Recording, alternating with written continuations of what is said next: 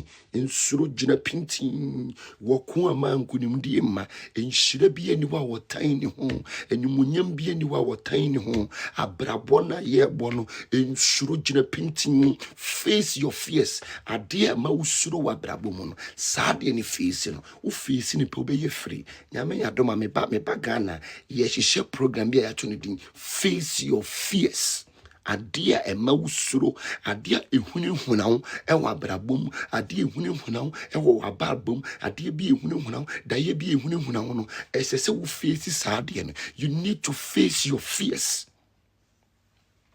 adia ema usuro wa brabom no face saade no wo face saade no wia eno ano no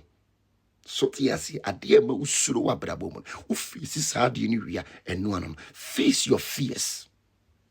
Me say ade ma usuro e wa brabom face no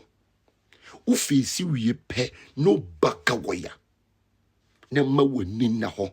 onipa bia wo ho no mo a manokore ni wani mo kan hwe se wo yobi kro mpa wo